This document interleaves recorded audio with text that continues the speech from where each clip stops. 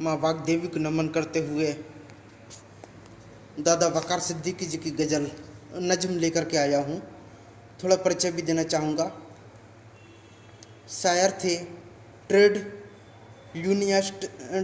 Unionist थे, उर्दू के साहित्यकार थे, उर्दू के साहित्य के इतिहासकार भी थे, मार्क्सवाद में यकीन रखते थे। दादा वकार सिद्दीकी जी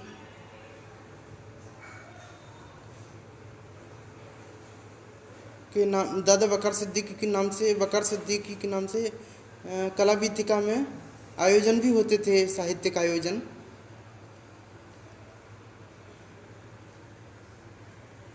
और हम अब सीधे नज्म की ओर चलते हैं।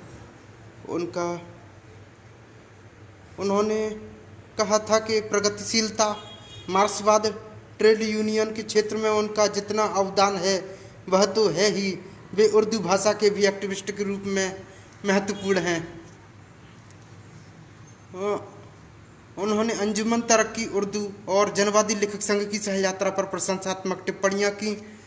वकार सिद्दीकी तरक्की पसंद शायरों की उन कतार में से हैं जिनके लिए ज़िंदगी मुजाहिदा है और मुशायरा भी। उन्होंने कहा कि दादा वकार सिद्दीकी जैसे लोग हैं तब तक उर्दू का, शायरी का, जनवाद का और संघर्षों का भी वकार कायम है। और उनकी नज्म हम सुनाएंगे, लेकिन कुछ और बताना चाहेंगे हम उनके बारे में। दादा वकार सिद्दीकी जी की ज़िंदगी और साहित्य का सौंदर्य बोध उनके कामों में भी झलकता था। उनकी प्रतिबद्ध विचारधारा, साहित्य, राजनीति, ट्रेड यूनियन में समन्वय बहुत कठिन होता है। इस कठिन साधना के सफल साधक के रूप में वकार को पहचाना जाना चाहिए।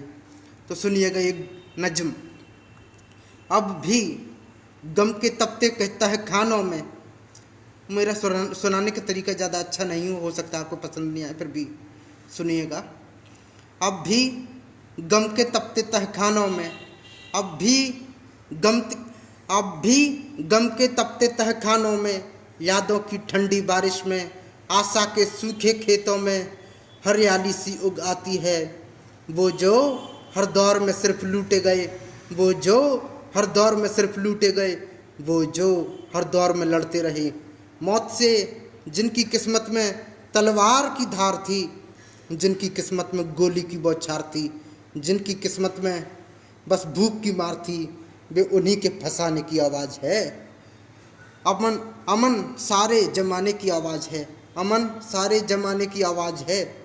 कैसे करें यकीन तुम्हारे खुलूस पर, अब तक अमन सारे ज़माने की आवाज़ है। कैसे करें यकीन तुम्हारे खुलूस पर, जब तक तुम्हारे हाथ में खंजर दिखाई दे। कैसे करें यकीन तुम्हारे खुलूस पर, जब तक तुम्हारे हाथ में खंजर दिखाई दे। जमी में जो बीज बोए गए नफ़रत के, तो भला फूल कैसे खिलेंगे भला मोहब्बत के। मेरा मोबाइल थोड़ा गड़बड़ है, इस कारण वीडियो उस तरह से सेंड नहीं हो पाते जैसे मैं पहले सेंड करता था। और आपने अब तक सुना उसके लिए बहुत बहुत धन्यवाद। हमारा उद्देश्य है कि अपने अंचल के, ग्वालियर चंबल अंचल के साहित्यकारों को स्कूल, कॉलेज, यूनिवर्सिटी के पाठ्यक्रम में शामिल किया जाए।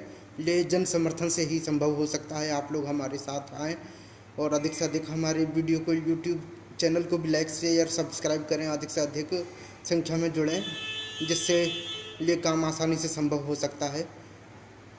धन्यवाद, धन्यवाद, शुक्रिया, शुक्रिया।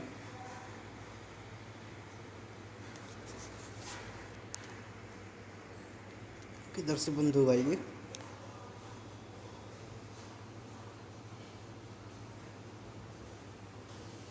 देखता हूँ बंद कर।